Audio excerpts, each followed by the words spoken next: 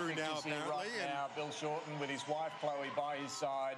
Now to step up to the stage. This is going to be a very tough moment for the Labor leader, Bill Shorten, after losing tonight's election. Let's have a listen to what he has to say. Friends,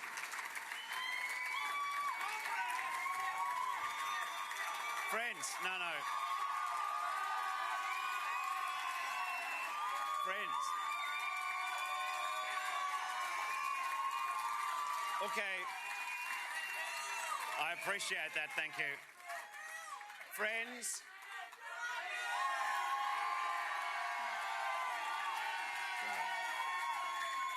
Okay. I'm really grateful for that, but I was going to say, but in the light of your reaction, I'm not sure it's quite as apt, but I want to say beyond this room to Australians who supported Labor, I know that you're all hurting, and I am too. And without wanting to hold out any false hope, while there are still millions of votes to count and important seats yet to be finalised, it is obvious that Labor will not be able to form the next government. And so, in the national interest, a short while ago,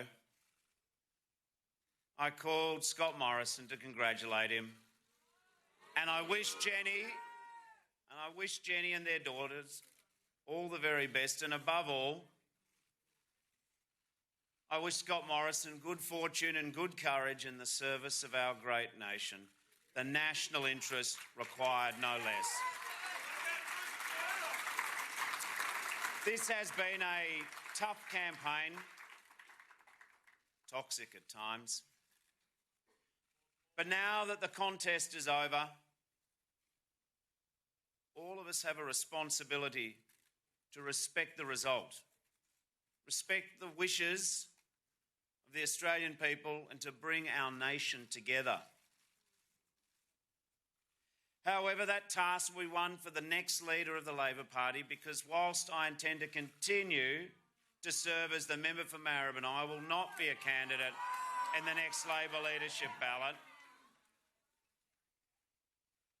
Along with my family, my precious family, the Labor Party and the trade union movement, it's my life.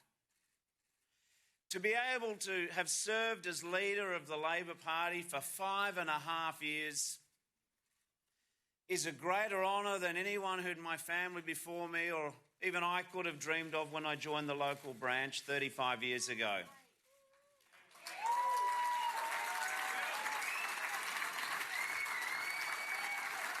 What I have always loved about the Labor Party, and I still do, is the ideas that we champion.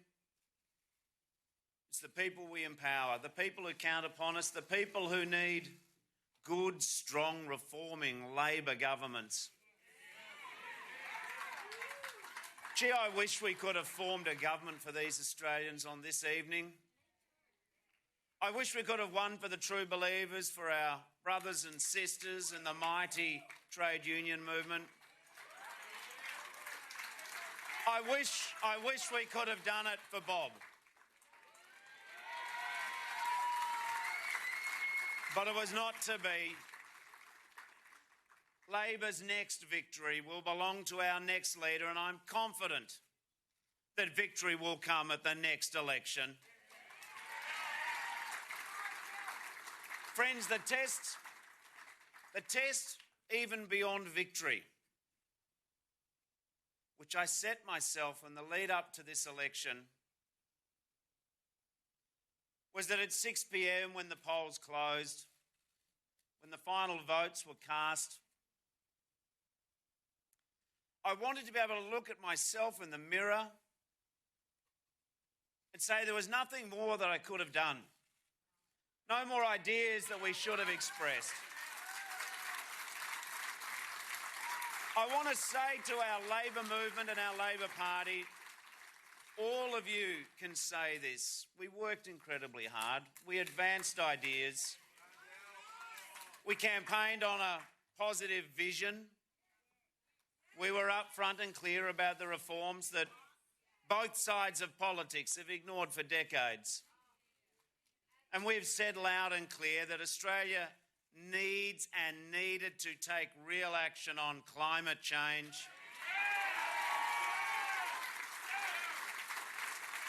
Clearly, on climate action, amongst others, parts of our nation remain deeply divided. For the sake of the next generation, Australia must find a way forward on climate change.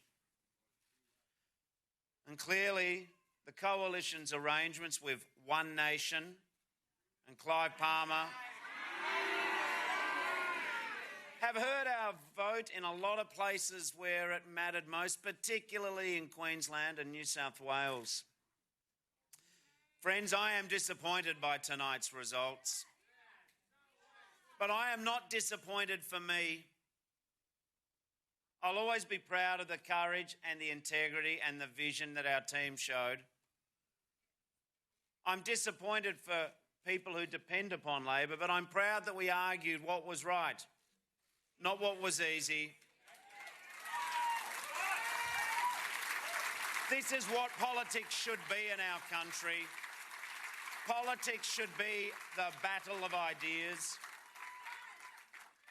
And I say to all of you here, and all of those tens of thousands of people, the volunteers, the candidates, that you leave here tonight with your head held up. I say carry on the fight. Carry on the fight for a fair go at work, for the equal treatment of women in their march to a proper treatment in this country. Carry on the fight for our National Disability Insurance Scheme and getting it back on track, for a stronger Medicare and a better deal for pensioners.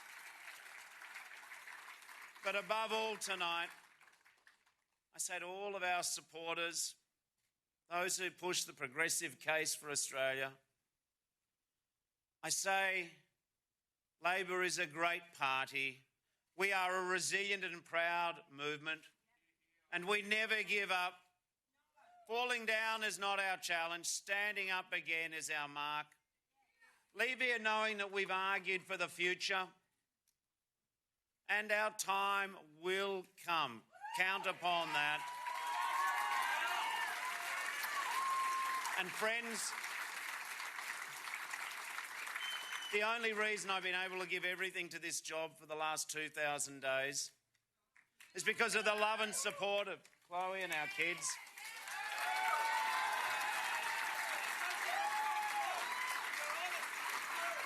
I'm not unique. Everyone in public life is only here because of the patience and love of our families. But to Chloe, Rupert, Gigi and Clementine, you've put up with so much. I love you so much. I also want to take the chance to thank all of my parliamentary colleagues for their unity, for their talent and support. In particular, I thank my outstanding Deputy Leader, Tanya Plibersek, Chris Bowen and Penny Wong. I offer my commiserations to all those good Labor candidates who fought well but fallen short, as well as friends who've lost their seats. There are too many people for me to thank individually tonight. They know who they are. I want to say how deeply grateful I am for the guidance and wisdom of my trusted advisors, for the dedication and hard work of my staff, for the brilliant passion and enthusiasm of our whole Labor family, from premiers and former leaders and legends through, of course, to our mighty rank and file. Friends, over the past few weeks, it's remarkable, millions of Australians have cast their vote, have peacefully exercised their disagreements and their right to choose their representatives. People whose ancestors have called this continent home for 60,000 years. and 10,000 resettled refugees, many of whom voted in this election for the first time in their life.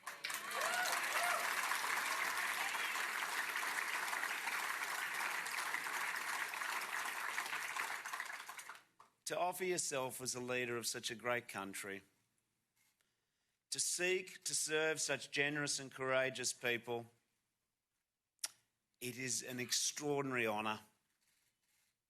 I leave the stage tonight, but I encourage all Australians, particularly young Australians, never lose faith in the power of individuals to make a difference. Never give up. Never give up aiming for better. Better for your country, better for your future. Because the things that matter most are the things that are worth fighting for. We can't change the past, but my word, we can change the future. Thank you and good night.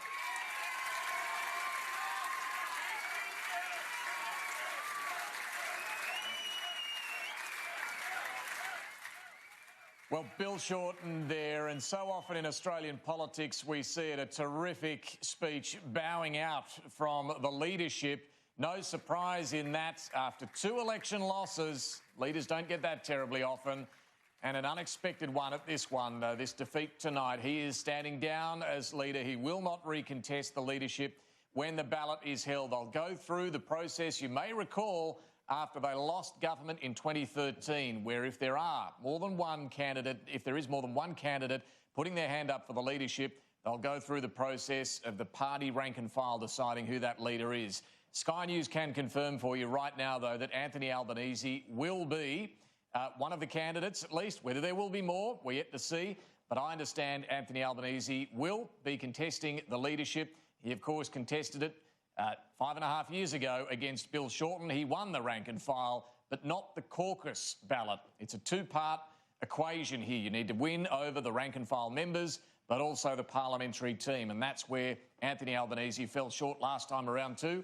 Bill Shorten, he's stuck around. He's served on the front bench loyally. Now will Anthony Albanese be able to secure the prize after 2 election losses and come in as Labor leader and opposition leader? If he does, or if it's Tanya Plibersek, or if it's someone else on the right of the party, it will not be an easy task after taking such an ambitious agenda to this election. The franking credits, negative gearing, capital gains tax and trusts, tax changes, the bold climate policy agenda as well.